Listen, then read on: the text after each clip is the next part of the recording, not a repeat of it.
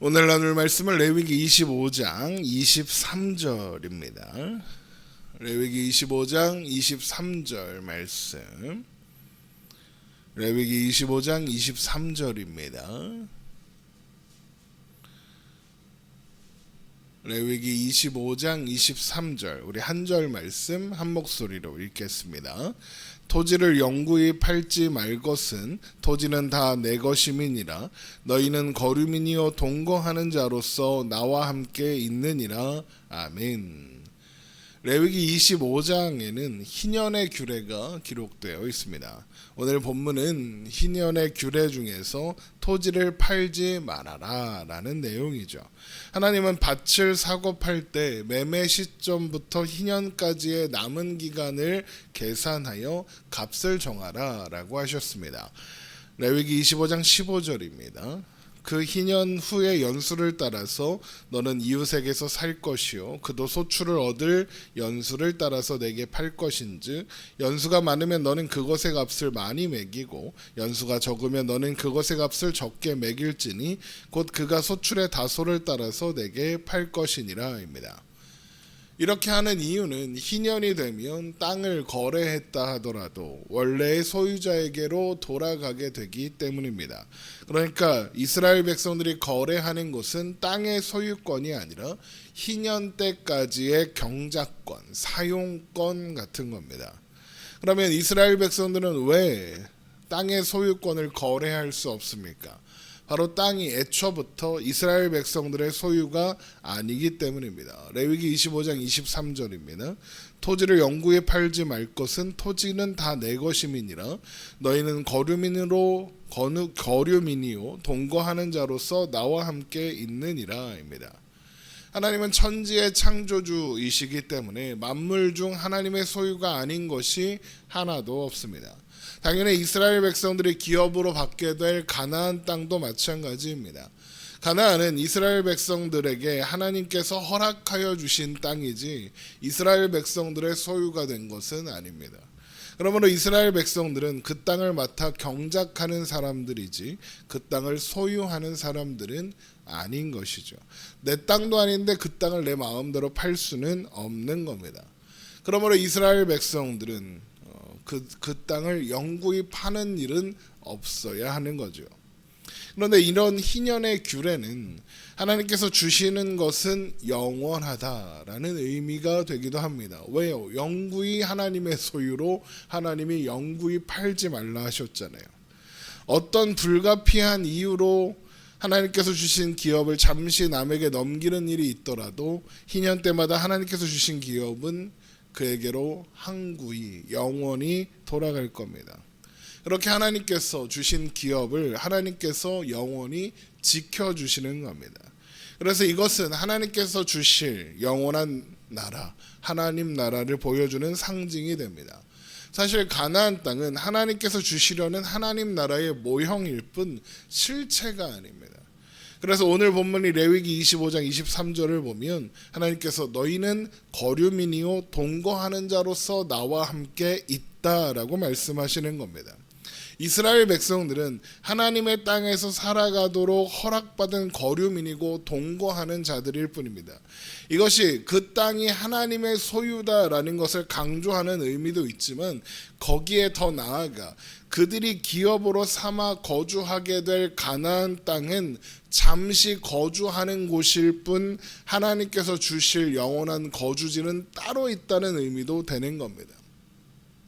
그렇다면 50년마다 반복될 희년, 그래서 자기의 소유지로 돌아가게 되는 이 돌아가기를 반복하는 이 일은 영원히 돌아가게 될 하나님 안에 있는 거주지 영원한 하나님 나라로 돌아가게 될 것을 보여주고 또한 소망하게 하는 예표이며 모형이 되는 겁니다.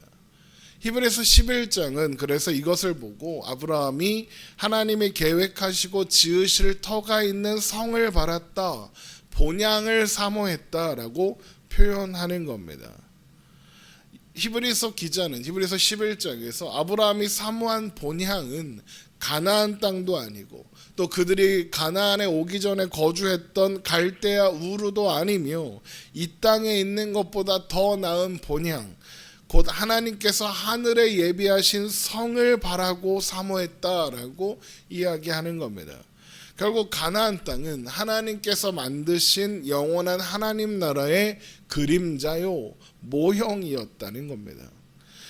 하나님께서 아브라함에게 이것을 알게 하시기 위해서 하나님의 약속을 끊임없이 확인시켜 주셨고, 자식을 낳을 희망이 완전히 사라진 후에야 사라를 통하여 이삭을 낳게 하신 겁니다. 이 일은 아브라함에게 주신 약속은 철저하게 인간의 뜻과 능력과 노력이 배제된 상태로 하나님의 뜻과 하나님의 능력에 의해 이루어진다는 것을 보여주는 겁니다.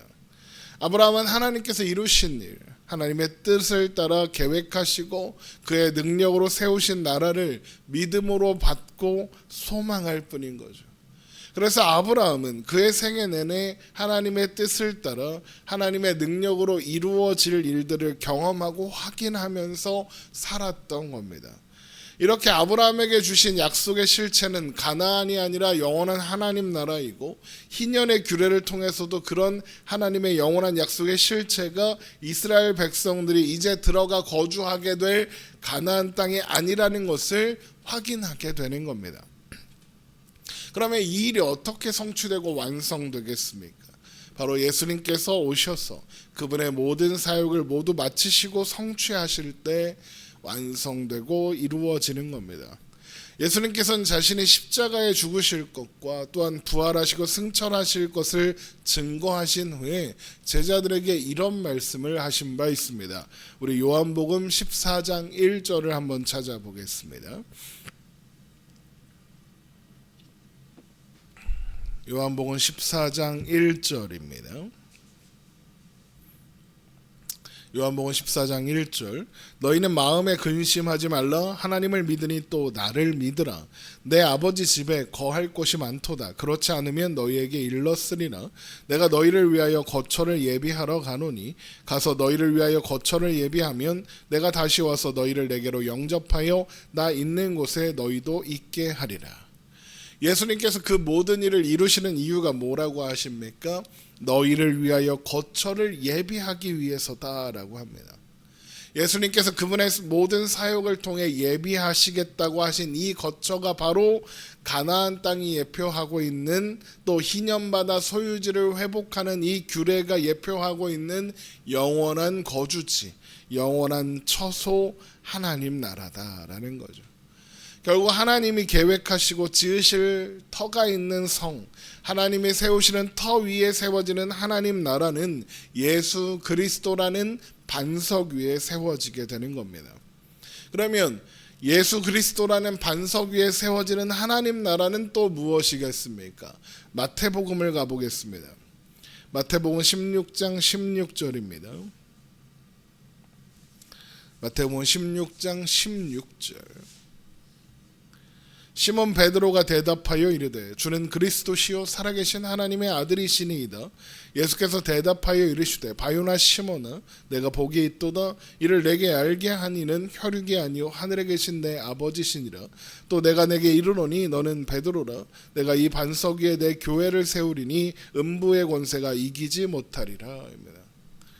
바로 주는 그리스도시요 살아계신 하나님의 아들이십니다라는 이 고백 위에 세워진 교회가 그리스도라는 반석 위에 세워진 하나님 나라라는 겁니다.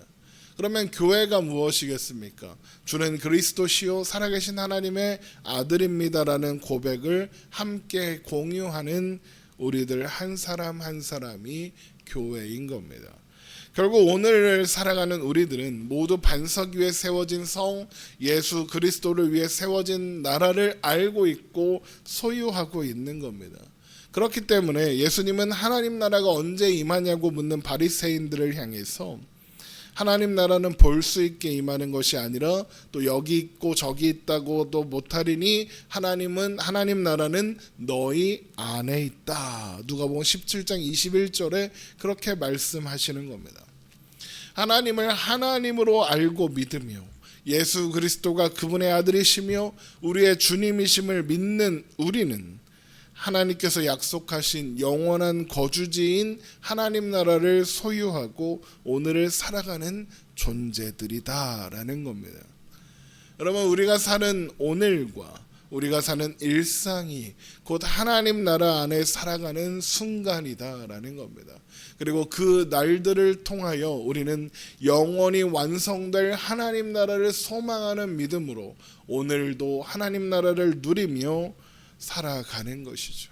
이 사실을 여러분 기억하시며 하나님 안에서 하나님이 주신 것들로 인하여 기뻐하고 만족하는, 그래서 오늘을 더 행복하게 살아내는 우리가 되기를 주님의 이름으로 축원합니다. 기도하겠습니다.